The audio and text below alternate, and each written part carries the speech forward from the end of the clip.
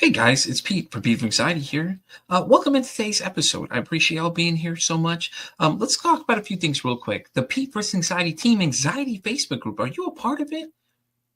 You're not? What are you waiting for? The link's down here in the description down below, or go to Facebook and search Pete vs. Anxiety. Then look for the Team Anxiety team page and join it today. Why not? You can join and help. It'll be great. Yeah, like right now. Hurry up. Stop what you're doing. Pause this video. Go do it right now. But anyways, let's also talk about the Pete vs. Anxiety YouTube page. If you're here right now, you're probably following it most likely. If not, head on over there, subscribe, be sure to like and comment on the videos and let me know, because all that stuff really helps, guys. I really appreciate it. And help me break the stigma that mental health is talked about enough. But anyways, guys, let's get into today's episode. I'll have a great one. Thank you so much again. And as I always say, don't ask how your day is, ask how your mental health is today.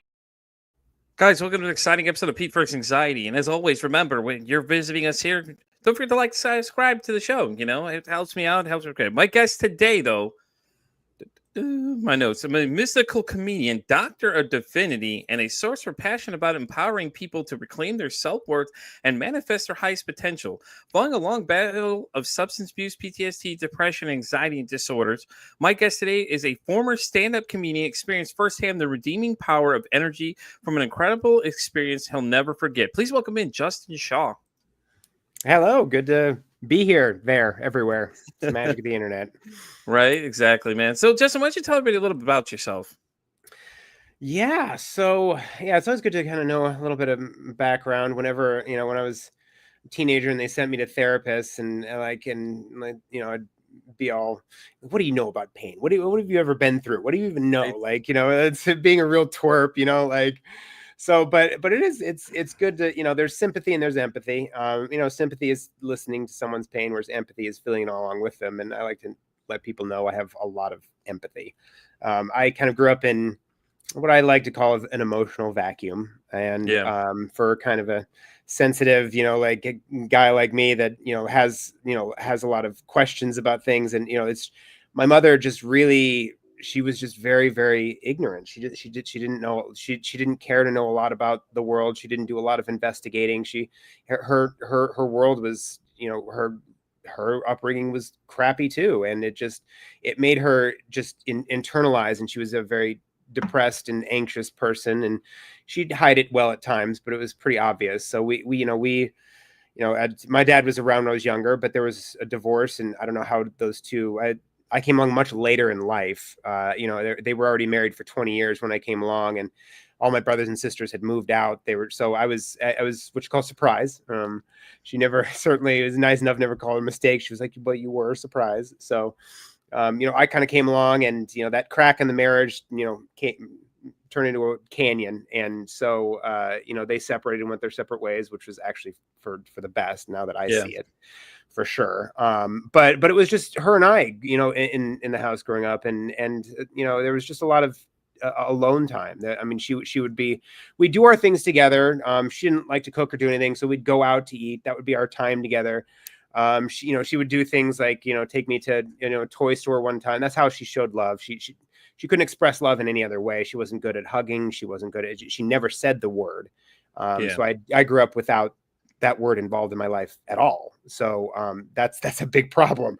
In the 1920s, babies, they were having a problem with babies dying in orphanages, and they realized that they needed to be held. That babies need love, which on a biological level, if you take care of something, it doesn't make a lot of sense on a if you take care of, you feed it and you give it clothing, change its diapers, it should survive, right? Well, they don't. They started dying. So they realized that they had to take it and hold the babies and give, if they wanted them to survive. So love is a really, really important thing. It's what we're here to get better at and learn. And so it was something I just didn't have a lot of, and had a very strange relationship growing up.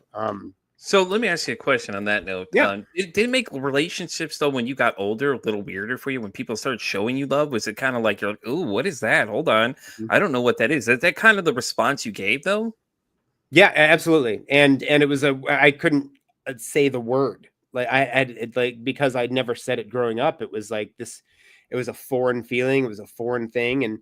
And yeah, I've struggled my entire life in relationships. I can't seem to make them last. And, like things are changing now that I've, in the past couple years of, my healing really taking place and writing this book, and, things have really changed. I haven't gone back to that, but, I just, I couldn't make her, I didn't really want to make a relationship last more than a year. And this concept of love, and, like it was just foreign to me before all these things happened to me and my healing happened. And it made things really difficult. Yeah, For I sure. could see that though, man. I could definitely see that because like you were never raised with it. You didn't know what it was. Your mom wasn't affectionate to you. So like you see other people doing, you're like, oh, what is that? I don't even know what that is over there. Yeah. And that kind of thing. And then fast forward to where you're now, it's like before your healing journey, it was hard for people to understand. They're probably like, oh, well, you're just cold. No, that's just how it was brought up. So it's a little different for me. And I'm sure partners you had at the time were just like, didn't understand what your thought process was. Even if you were to explain it to them, half of them probably wouldn't still comprehend what you're even saying to them anyways. Mhm. It makes all the sense in the world, man. So I get it though. I understand it because my mom, she abandoned me when I was 10, man, and I didn't realize how much issues that caused me all through my life. Like I had rage issues. I spent a lot of time like yourself by myself, man. I was alone by myself. I pretty much did my own thing, and I'm used to being a loner. So that kind of branched off to now where I like to be like by myself, away from other people, because I'm just used to it by now. It's just how I am. I like to keep to myself, and it kind of everybody calls me a homebody or hermit crab, but it's just what I was raised with. Like I had to fend on my own. So like I would stick to my own basically. I do have friends. I just keep very little circles of friends just because I don't trust a lot of people. And it could be that just the thing too, because my parents split when they were young as well too. And it was just like when they split, I had no emotions about it. My mom thought I was broken, so she was taking me to therapy and telling the therapist I had problems, and when it was really her who had the coping issues because I didn't see it the same way she did, and she was just always trying to make me feel like I'm the crazy one. I'm like, oh, I don't know about this, man. And when the therapist told her, she got so mad. She just stormed out the room. I was like, well, I don't know what to tell you. The professional is telling you this. I'm just like 10 years old. I don't know what else you want me to run from me, mom. I don't know much else. I'm just a kid. Yeah. Yeah. And these emotions we go through, they get caught, and then they become who we are. And we're just, live in a society of, Yeah. dysfunctional programmed people. There's just a lot. There's just a lot. And it helps me certainly when dealing with people is to understand this is just someone who's a reflection of their environment. And that's just, there are no good and bad people. There's just a society of people making choices about who they want to be every day. And it is what it is, but it's the healing portion of it. Once you kind of realize, what these things and anxiety in particular, they're what the mind forgets, the body remembers. So there's a lot of things that are just, in our bodies that aren't really, and that's the problem with anxiety. It's very, very tricky, right? Like, so my body will remember something like, my mom had a lot of anxiety, and I believe that was, I in the womb, and, she was an older mother. And so there was a lot of anxiety around it. And so I absorbed all that, and I've had anxiety my whole life. And so, I realize now that, my body will start to fire off and remember something. And then my mind will want to tick on something in this world, in this reality that, and it wants to blame something. So, I mean, this is what happens with people that have, really hard, phobias of things, irrational things, water, crowds, airplanes. And it's because they have these moments of where the body is remembering something, and then they're finding something, and it's like, oh, I'm outside. Oh, that's what's causing this issue. Right. And that's the issue I'm having. And so when these moments come up, I now, there's all kinds of things in the book that go over, things that have helped me so much, medical free things that calm me down in the moment. And there's so many little tricks I've learned over the years. And I just realize now, this is the past giving me a visit. It's nothing more than that. And they happen, but it has nothing to do with what's going on in the outside with these kind of attacks or panic things and anxiety. I explained to someone, I was like, well, what is it like having anxiety? And I was just like, well, I'm sure you've this was someone who's familiar with the corporate world. I'm sure you've given speeches to,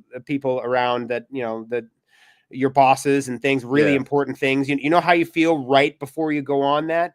Just imagine that feeling all the time.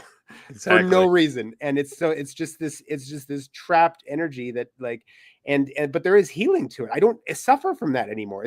Yeah. It's amazing. Like but I used to just be all the time. I felt like all the time I was about to get on a stage and it was a life or death, thing that Yeah, no, I like, know the feeling. Trust me, I agree, yeah. man. It was horrible. It's like your heart starts racing, and then if people have never had a panic attack, it's just like having a heart attack almost. You just starts racing and you start going. You can't breathe. The walls feel like they're closing in, and like everyone thinks you're being dramatic. And it's like, yeah, you don't know what you're looking at. Like you see somebody freaking out, but you have no idea what they're freaking out in their head about. And it's just like it's funny when people try to talk to me about it and tell me, "Oh, well, you need to calm down." I'm like, I wish that was so much easier than you think it is. Yeah, Because my yeah. anxiety really isn't too bad anymore. I mean, it's gotten better because I've learned techniques and things like that and help, and people on the show have actually given me different techniques I've been using and stuff like that. So I've got it pretty much good under control. But there's sometimes there's just some things just like I get so stressed out I'm doing something, I'll just start going into a complete panic mode and my brain will start take off and here we go, off to the races we go, man. And it'll just start swirling, and things like that, And I've had a freak out moment when I was at work and my bosses were all coming to talk to me. They're like, "Oh, you just need to calm down. Oh, you need to just," I'm like, "Okay, that's why I'm walking away from this situation, spacing myself, but you're not making this any better by coming in and keep adding more things to the conversation, and it's Mm. just funny to see how disconnected people are, but then they always want to mention, "Oh, well, this month's, mental health awareness, these corporations send it out." It's like, but do you guys really understand these things on a deeper level? I don't think you do, because the way your people that are you infrastructure and set above you don't have any idea how to handle these situations when they freak out. Like me, I know how to handle somebody who says panicking a little bit because from my experience, like I can tell when people are having problems from certain things. Like I could feed out there, I read your energy in the room. I could read it. Like, I could tell when somebody's having a rough time and just ask them. And then for whatever reason, it's something in my star chart says that, basically that people have this tendency to tell me things, even though they didn't intend to tell me originally, which is funny just because I've gotten into so many interesting conversations with that alone, but it's like I understand, man. I get exactly what you're saying. For people that don't experience it, it's funny because when you have to explain it to them, they look at you and laugh, go, "Oh, that's nothing too big." Okay, well, listen, you go through that, and then you tell me what it's like, and you let us know. Okay, we'll wait here and watch you, because I think a lot of them don't get it until they actually experience it for themselves, or they may have had that moment, like you said, where they're like getting ready to do that big speech in front of all the bosses and just start like have that real fast race pulse going and things like that, and don't realize it's a constant state for people like us. When it's really bad for us, it's like that. And then other people are just kind of like, "Oh, just relax. It's okay, just relax." And those are the people I feel like just don't get it, regardless if you were explained to some of them. I just don't think they'd even care. They'd be like, "Oh, okay, that just sounds like hogwash to me."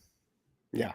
Oh yeah. No, there's a lot of misunderstanding, and that's kind of the society we live in, and it has to be Yeah. people that have been through it to really be able to help. Because I mean, in particular, the medical community, which I, have a love-hate relationship with, right? Like, because of my whole process through it and my 20 years spent in, Yeah. and it's not to say that the medical community is bad, because the world is a world of gray. The Yeah. medical, the whole Western view of medicine is both helpful and destructive. Yeah. It's two things can be true at once. If I fall off a ladder and that I've got a bone sticking out of my arm, well, that's not a good time for meditation, or like that, or acupuncture isn't going to do too much in that moment, Right. right? Like I need to go to a doctor and I need to get that set and fixed, because if I don't, it's not going to heal right, and it's going to Yeah. be a problem for the rest of your life if you don't heal right. So that the whole idea of this whole sorcery thing is to set the emotional / spiritual bone so that your body heals. Because Yeah. once the doctor does the surgery and like sets the bone, well now the body heals itself. What made the body heals the body, and the same goes for these emotional problems too. And they all root from the spiritual problem, and the mental, emotional, whatever, it's all Yeah. rooted in spiritual bankruptcy. So that's where this comes in, is it's a different way to look at things, instead of just throwing pills. That's the whole thing. It's all about Yeah. this. The focus in Western medicine is the symptoms. It's okay, so you're drinking too much, right? You go to AA. And if you're doing drugs, or you go to a different meeting for that, because they don't like to hear about drugs in Yeah. AA. So there's different meeting for that. If are you struggling from anxiety? Okay, well, there's pills for that. Depression, why don't you go talk to someone? So there's like if there's just so many different things, and it's all about the symptom. The focus is always on the symptom. It would be like if you went to, if you had once a month, you had a lunch with a bunch of people, 100 people, and every single month, 90 of those people got violently ill. Well, the Western medicine approach is to just dole out anti-nausea pills to all 90 of those people and ignore the root cause, which is the quality of the food. Yeah. So and there's just a really misunderstanding, and it's not to say that things are bad. They can, you can still use pills and kind of go this kind of sorcerer route I created too. But there are other routes to go, and I'm not on anything anymore. And I feel better than I have in my entire life. But when you start to change, like crossing the river of change, you have to get through a massive undercurrent of discomfort. And whenever you're trying to change and rewire your brain, it is really difficult in the beginning. But after repeated times and repeated things and living in the energy of that healed person that you want to be, it eventually happens to where I always tell people, don't stop before the miracle happens. The miracle happens when, you're forcing yourself to be this new person, but you force it enough and you live in that energy enough, and it just then becomes a part of you where it's no longer forced. You just are that person. But in the beginning, it's really, really difficult. And because I've been through it. I know. And stopping everything. I've had horrible drug issues, especially in my 20s.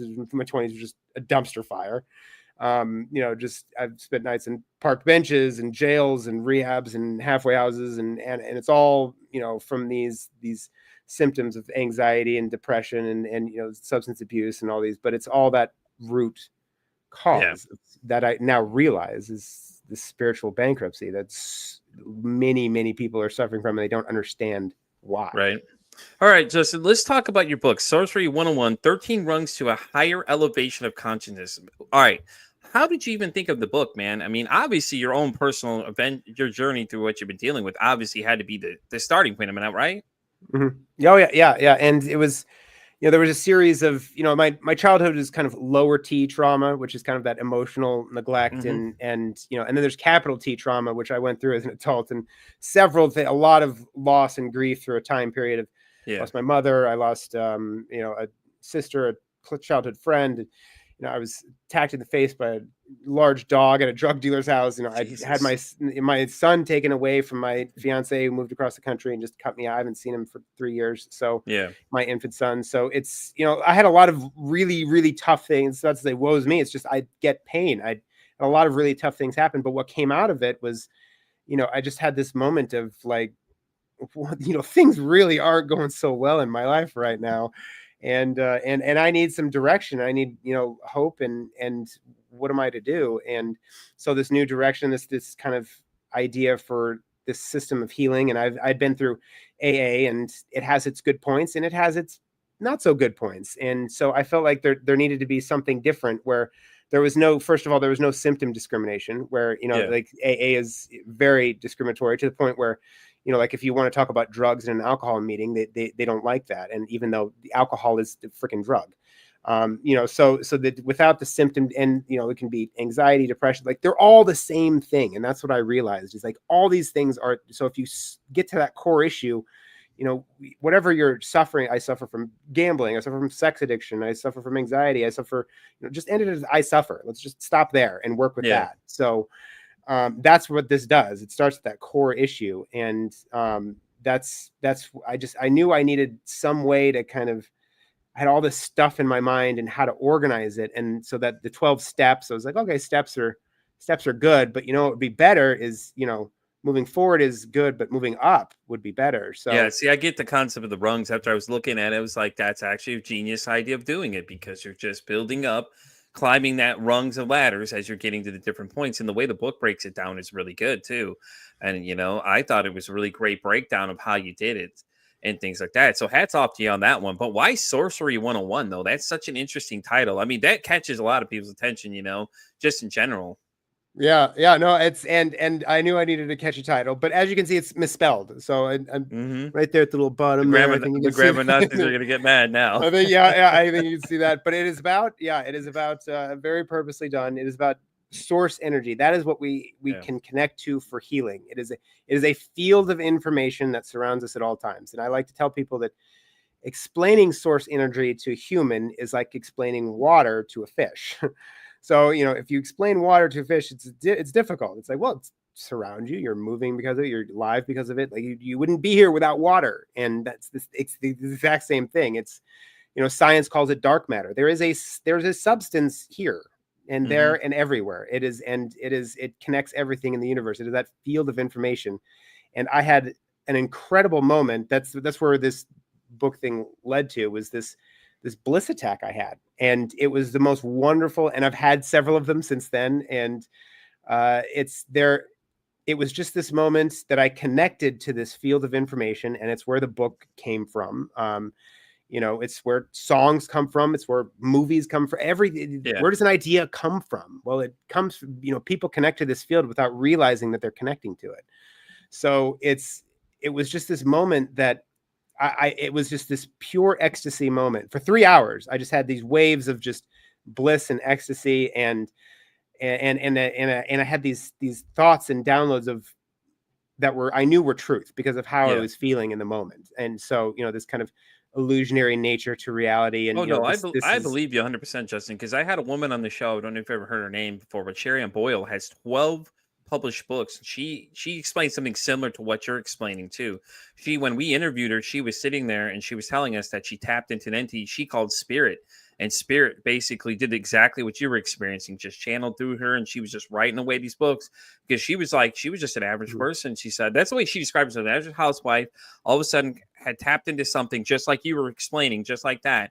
Said that this entity of thing she called spirit, basically she tapped into spirit, and spirit had just channeled through her the book. So I believe 100% what you're saying here, man. It is no far for anything. And anybody that's watching this has seen that episode will know exactly what I'm talking about, because I think spirit itself had talked to me during the episode, man, because at one point she was just reading something from the book, and I stop and everything around me doesn't exist. Like literally sound stops around me. And all I do is I feel something, and I'm like, whoa, hold on. This is something hard to explain, but I'm like, you could watch my reaction. I stop for a minute, and then I start talking, just going, I'm like, oh my God, let me tell you what happened. Da, da, da, da. So I believe you, man. I love it. I love hearing it too, because I believe in that whole thing, because it's hard to say not. After what I experienced, it's hard to tell me that it's not a real thing. Yeah, and that is source energy that you connected to, and that is, the unified field, the quantum field, the akashic field. Like there's a million names for it. God, prana, chi. It's a million names for it. I like to call it source, and that's my thing. It was source energy, source, and so sorcery. It's not about how to like ride a dragon or turn your roommate into a frog. There'll be none of that. I mean, things. I'm not saying that stuff is impossible, but yeah. The hooded robes, you can leave your hooded robes in the closet for the Harry Potter convention. Right. But it's a different, and that's why it's spelled differently. It's using that source energy for healing and thriving and creating this new life, which I know I certainly was someone that absolutely needed this. And I know there's a lot of people that, could use healing, and thriving is a big portion of that. And that was one thing I'd found in AA. It was all about sobriety. And, I got sober in AA, but that it was like, well, now what? I'm sober, definitely. And, I've worked these 12 steps and I'm going to meetings, but now what? Because there's no emphasis on creating a new life or following your bliss, finding your flow. There's none of that. It's just, so it's, and that is such a critical element to my sobriety now is just a really pleasant side effect of my healing and thriving. There's no focus on, don't drink, don't use drugs. It just happens now. I just don't want to. It's just part of this new life I've created. So that's where the kind of rungs came in, and the bird has a better perspective on things than the worm, right? So that's true. Like climbing up that kind of ladder and getting a better perspective on things, because that's huge. Our perspective on things is everything. Yeah, definitely. So I like the first rung, by the way, shadow work. I don't think a lot of people talk about shadow work. I know people hear it. I know TikTok made it a big craze for a bit. Oh, the shadow work book. And then I don't think people understand what that is. You want to explain a little bit more about that chapter to people? Oh yeah. No, that's why it's the first rung. They're in an order, but they're very fluid, and you can, there's no strict. It's not like the A steps 1, 2, 3.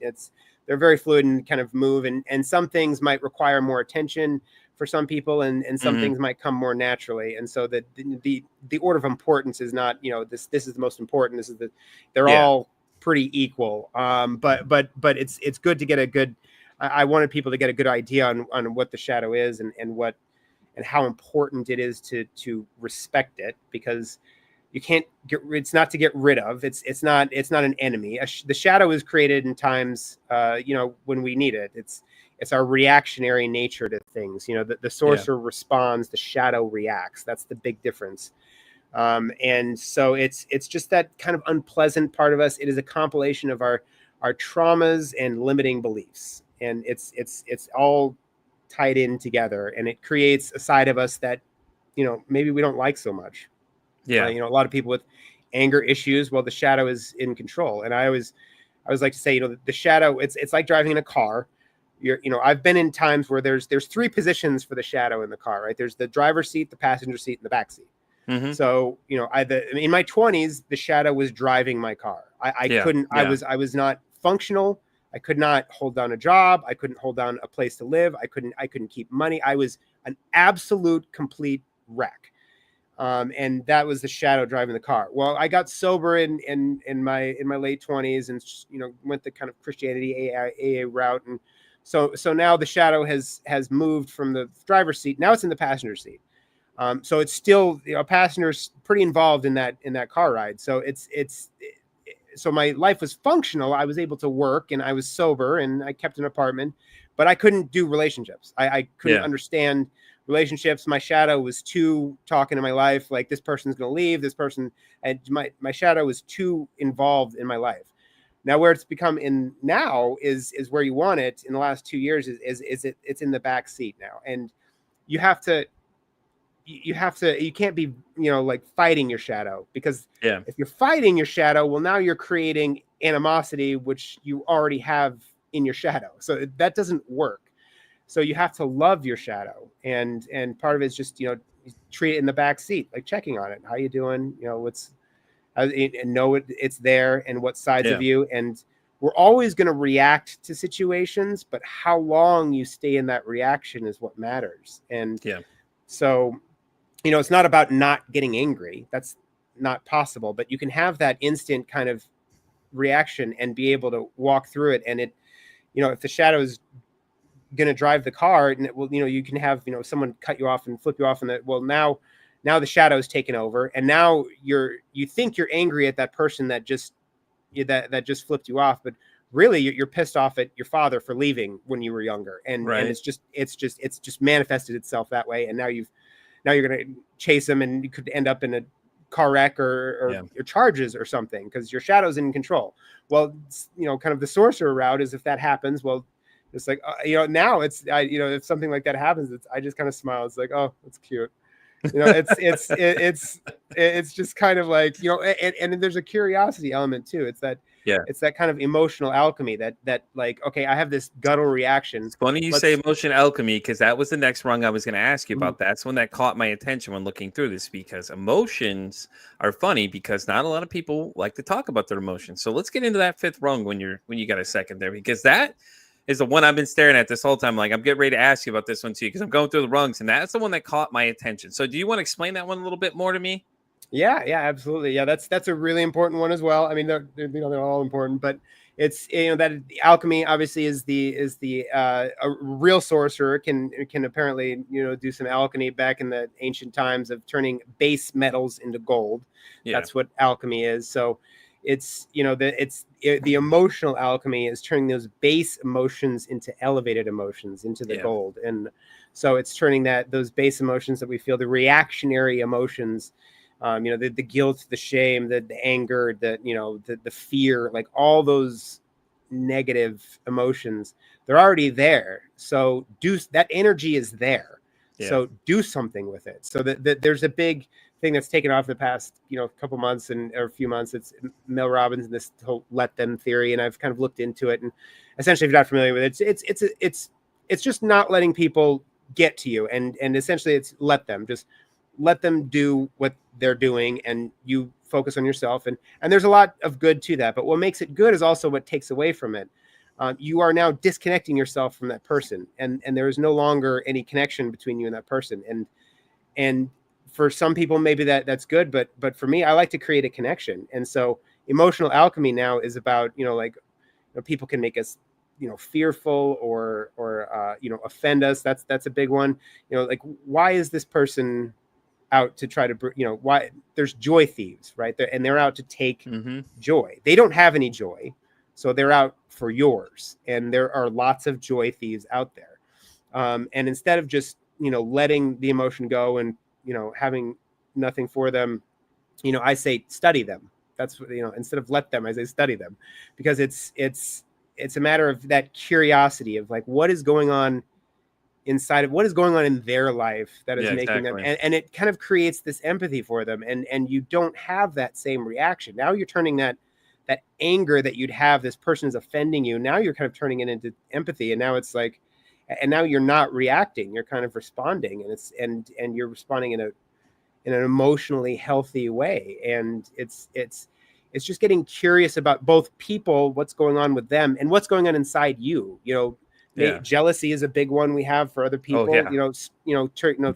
Try to turn that jealousy and alchemize it into growth. Because it's like, well, what about this person am I jealous of? There's something about this person I really respect and I want, what is that? Because it can come out and it's something we respect and actually like about this person, but then it comes out in anger, and that doesn't, that doesn't have to be.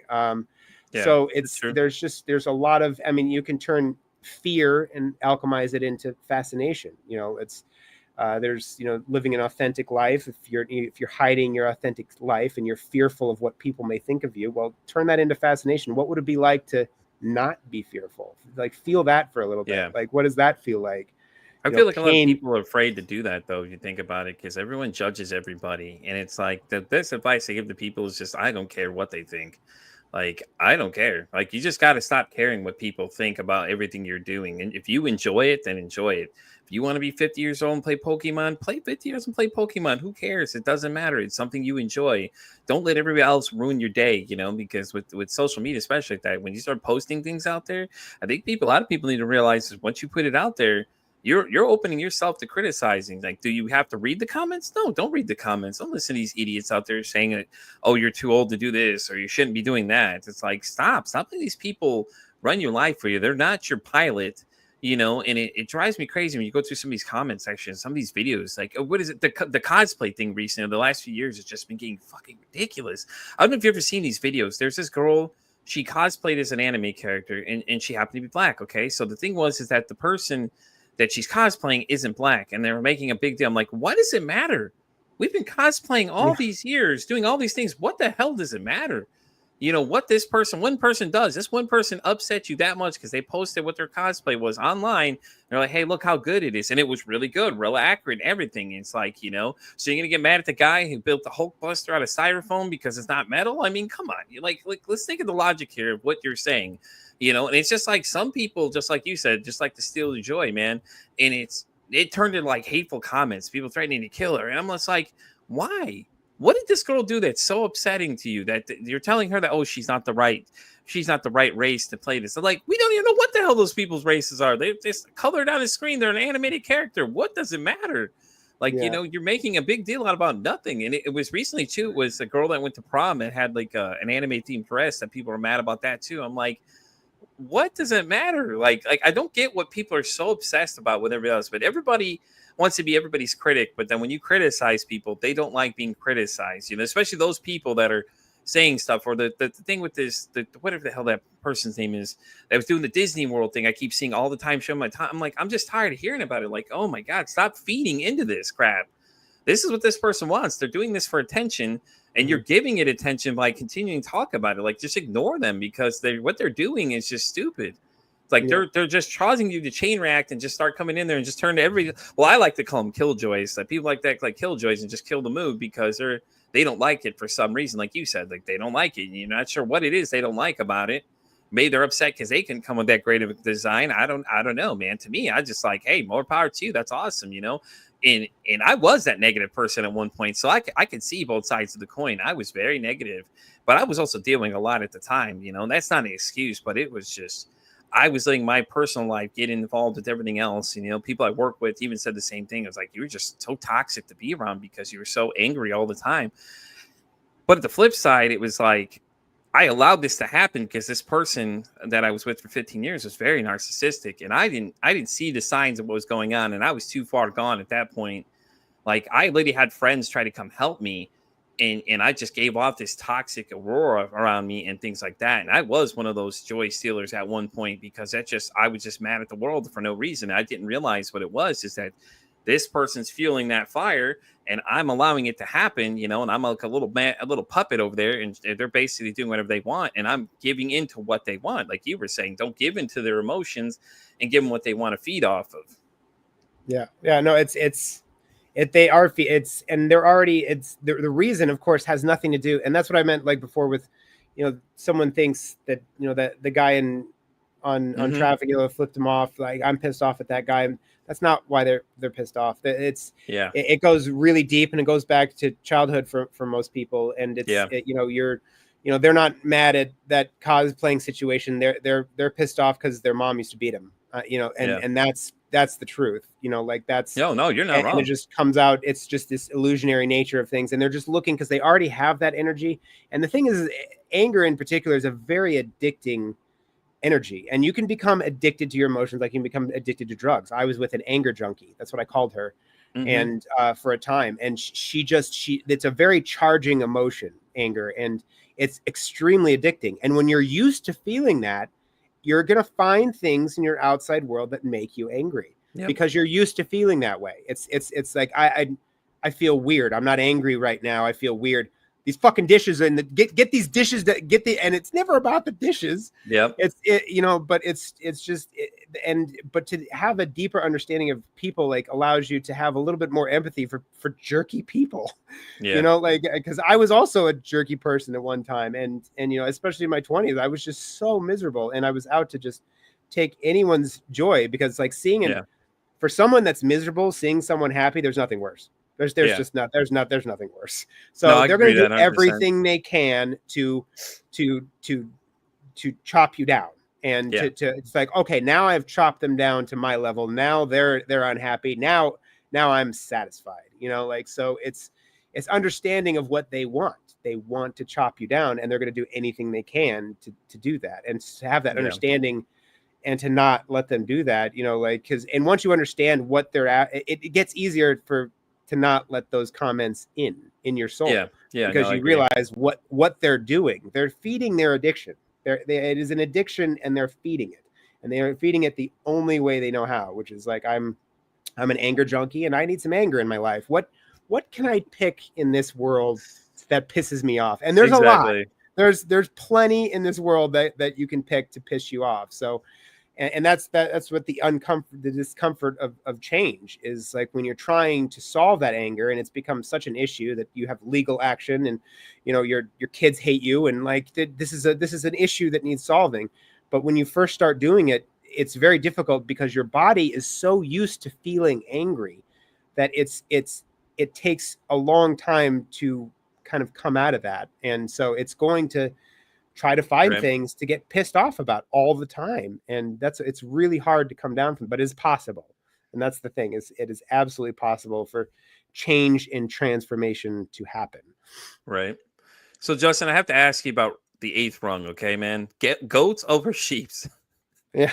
I read that title, just start laughing, man. You have to tell me what that's about, dude. I'm like looking at this going, what the hell is he talking about? Yeah, it's so, yeah, and that's one of my favorites. People like that one too. It's so goats, as in the acronym of greatest of all time, and sheep being sheeple, like the sheeple. Okay, makes sense. So it is there's two different mentalities there, and I find it interesting that even the animal itself, the goat, is not a herdable animal. It really does its own thing, and kind of, so I love that it's not only an acronym, but the goat itself is just, it's not a sheep. It's not this herdable thing that needs outside guidance. A sheep is always looking for outside guidance, something outside of them to tell them what to do. And and the vast majority of humanity are sheep. They just want to be told what to do. And you have to understand that in society, 98% of society are going to spend 98% of their free time on shit that does not matter.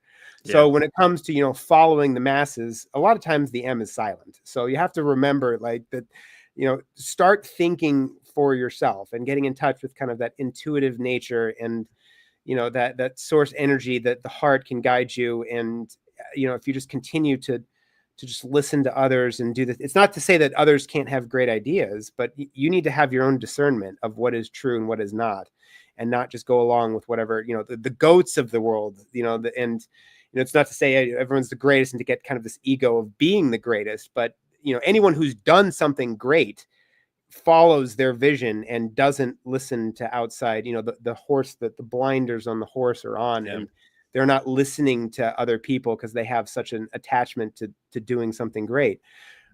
So it's having that kind of mind, that a sorcerer will have the mind of a goat. And it's also important to not kind of create an ego around that. And no one likes someone going around saying how great they are, certainly, but it's just to know. It's just to know that you are great, and we are all reflections of that source energy, and we are all God, just different pieces of it. A slice of pizza is still pizza, isn't it? Like, so it's that we have to get over the separation thing. There is no separation. This whole thing is a big illusion. It's a simulation. I like to say in one of the chapters, they kind of get into that whole, which I love, simulation theory, but everything is one thing, and we have to get over the separation, and religion's a big part of creating that separation, and it keeps people down. It keeps people in their place. It keeps the sheep tame. And I just think it's time we all start kind of becoming more aware of who we are and what we can do. And that's a big part of it.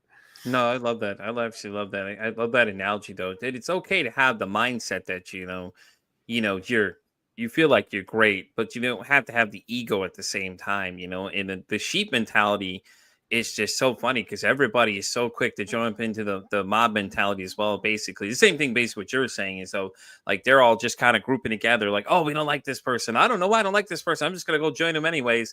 Okay, well, let's join hate on this person for no reason. It's like, why, dude? Like, that's me. I'm the guy out there going, well, why? Why are we doing this? I don't understand. Like, I'm asking the questions. Like, why not? Why are we gonna go whack this? Yeah, so groupthink is a really good example, and the best example I have is we want to just go along. It's easier just to go along with people and then to create waves and go your different route. And the best example is the OJ verdict. It's all 12 of those people took less than a day to figure out I think we'd all by now hopefully say he did it. Okay, but all 12 of those people all agreed. And it only took under a day to say he wasn't guilty. So, the majority of the people in that jury, wanted him to be not guilty. He's very charismatic, and so there was but there had to have been several people in that jury group that looked at that mountain of evidence and said, I think he did it. But the groupthink and that herd mentality was like, okay, all right, I'll go along with it. I don't want to create waves. Yeah.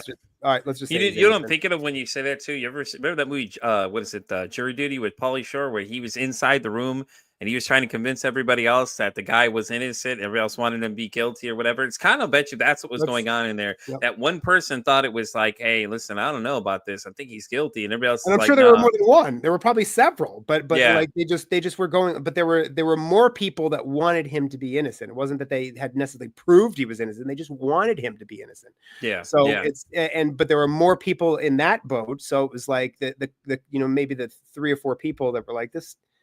There's a lot of evidence that says he's guilty. They just went along with everyone else, and the verdict took less than a day. They're just less than a day. And the scary part is he's like, what if I would have done if I did it? I'm like, OJ, stop, man. We already know you did it now you're really making it obvious. Why would you try and get that? Like, what is your logic, man? Just leave this thing alone. You should have just left it alone and just not sent another word. But nope, we got to keep going. Well, if I had done it, this is how I would have did it. I'm like, OJ, bro, like, you need to stop, like, before you start doing something. And then he attacked that person over memorabilia or something like that. I was like, what the hell, dude? Like, Yeah, come on, man. he's a mess. The shadow is definitely was charge of his life. He's gone now, but yeah, his shadow Yeah. was in the driver's seat for sure. It was in the driver's seat and creating chaos. So, but yeah, no, it's just an example of that group think that we need to learn to think for ourselves, and that's what Yeah, Goats Over Keys is yes, about. we do. Yes, we do. You're 100% correct. If that's anything I teach somebody, is that you need to learn how to think for yourself. And I love how you say it's a game. And it's the same thing, like, because I work in customer service right now as a full-time job. It's a game. Let me tell you right now, the game is that they come in, they're exchanging words, they're trying to piss you off at any point. And I've always teach all these younger guys, I'm like, listen, don't feed into their crap. It's always something. You got to watch what they're saying to you, because they're going to try and upset you, because then they can go, oh, look, he just started yelling at me, so now I want something free. And it's fucked up as it sounds. It is exactly what's going on, because, if you watch a lot of these interactions with people, and then these people filming all these people getting into fights with people over the stupidest thing. It was the whole mask thing. Oh, just don't want to wear a mask. And then they want to fight a 15-year-old kid that's just doing his job. He's told what to do. So then you're getting mad at him because you don't like what the company is doing. So you're going to beat on this kid. I'm like, stop. Like, don't do things like that, and and I try to constantly teach these younger kids that same thing. It's like, hey, listen, don't give in to your emotions. You're going to be quick to jump to the gun.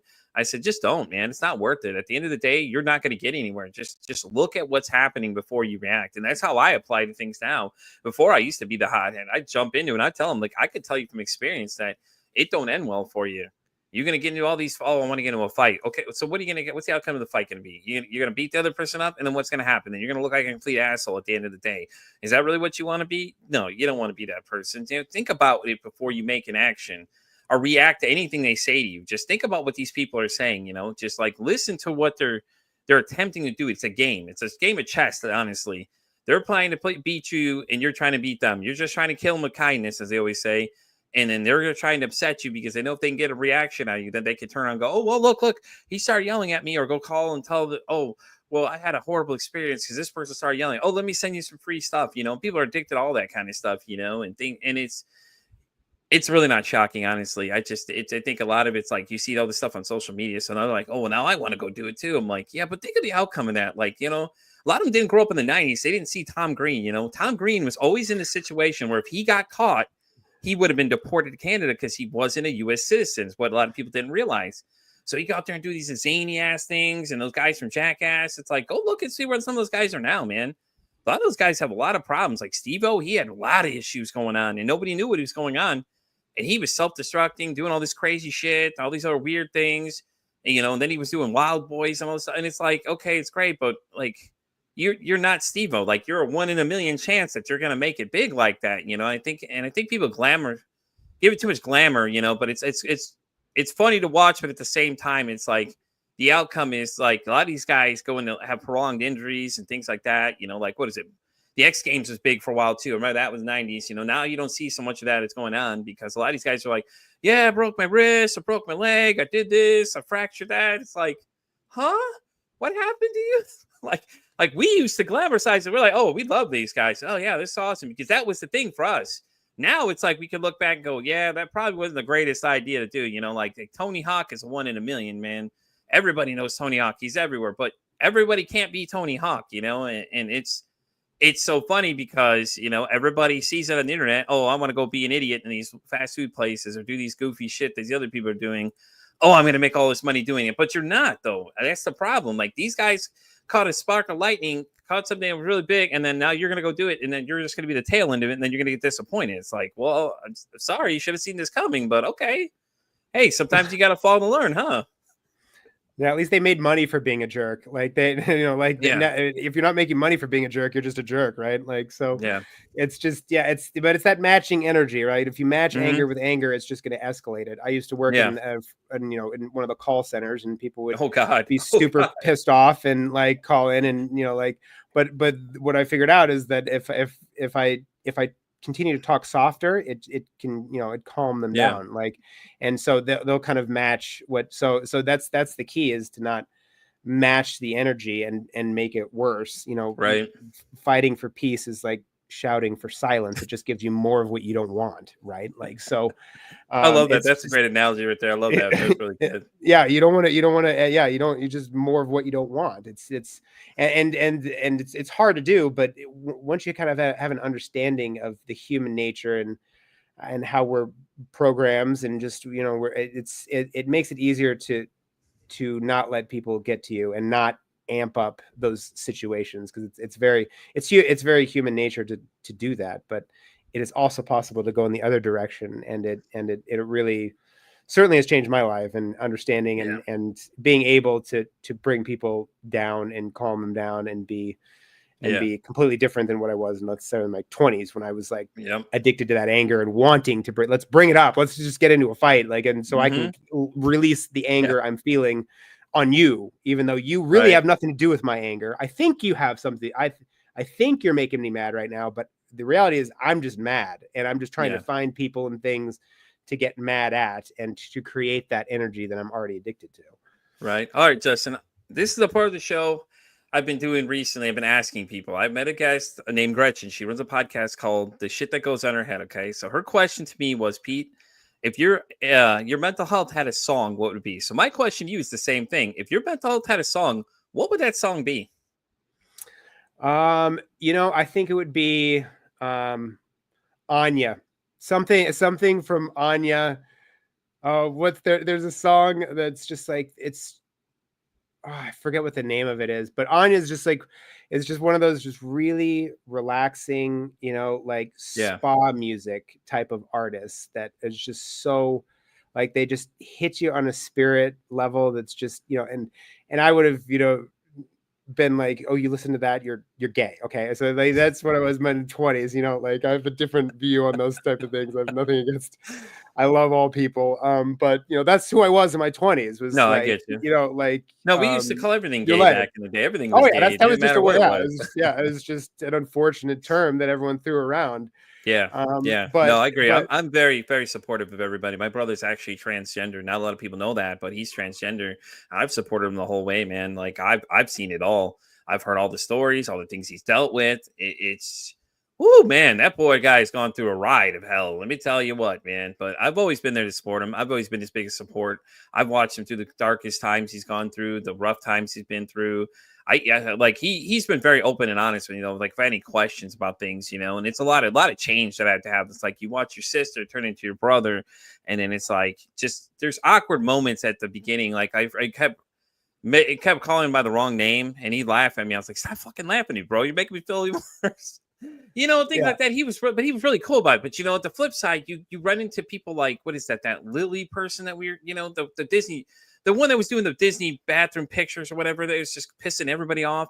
And it's like, she gets so mad when people misgender her, but it's like, it's not like they're doing it on purpose. They say, I'm sorry right afterwards. And then you get so offended.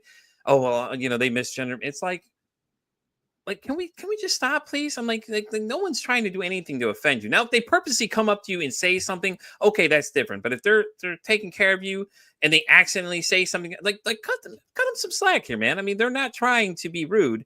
They didn't do it on purpose. They clearly said, I'm sorry right afterwards. It's not like they didn't say anything and just walk away from the subject and not say anything, And I just feel like people like that just ramp up the conversation a little too much. It's like, everyone love everyone. Let's just stop hating on each other over the stupidest things possible. Whatever someone does in their own free time, I don't care what they do. They can dress up like Madonna on the weekends. I don't care.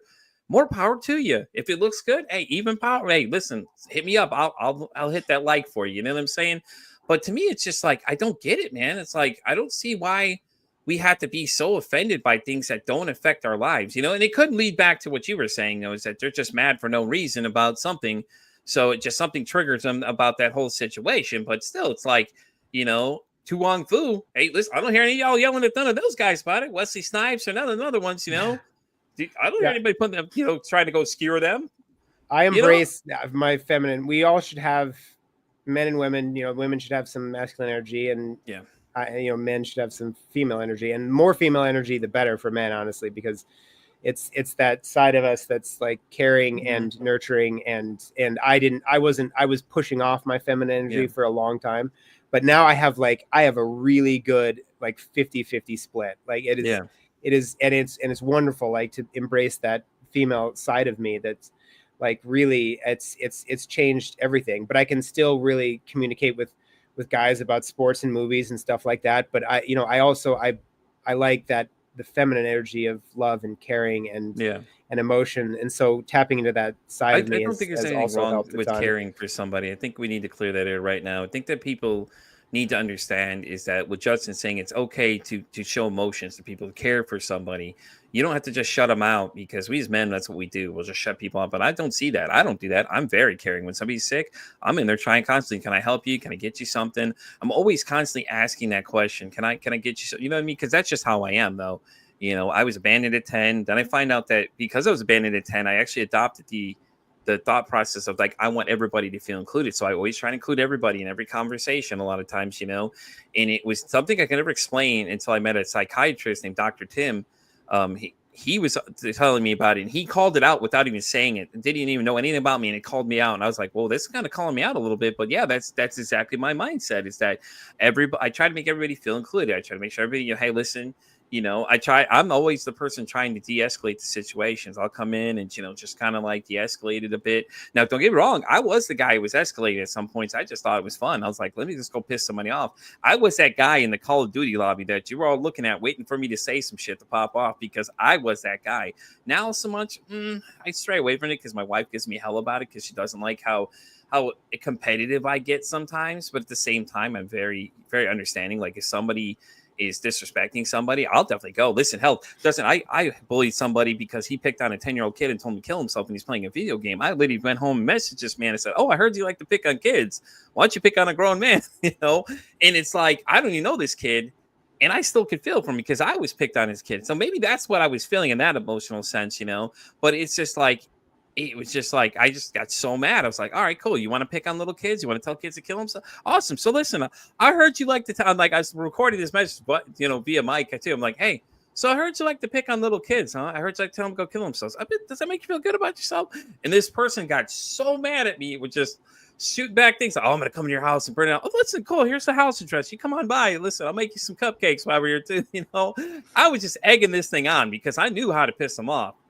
And I didn't feel a least bit bad about it, because you're like, what is wrong with you? You're going to tell a 10-year-old kid to go kill himself because they're not good at a video game. Like, come on, bro. Like, is that really where we got into in society, that we're going to just tell 10-year-old kids to go off themselves because you don't like is they're playing a game that we all enjoy, you know, or whatever you're doing? It's like, get over yourself, man. And it just drives me absolutely crazy, dude. I can't stand it. Like, and I'll be the first to defend people. I've gotten my communications banned because I've stood up for people. I don't care at this point. Like, I'm the defender, man. I'll come in there and I'll step in like, oh, hell no. You're not going to disrespect these people. There's no need for that, especially with females. Whatever it is with us guys, man, we just hear a female's voice, dude. We just act like we've got no goddamn common sense in these games, you know, and start telling them, go back to the kitchen, this and that. It's like, why don't you just shut the fuck up, man? You know, like, I'm the first one jumping in there, man. So I agree with you having the feminine energy, you know, man. There's nothing wrong with it at all. If anything, I think it makes you more of a complete person, honestly, you know. And I had this conversation with somebody else that said, you know, the whole alpha male aspect. I'm like, what if the alpha male was very in tune with their emotions? I think that is the alpha male to me.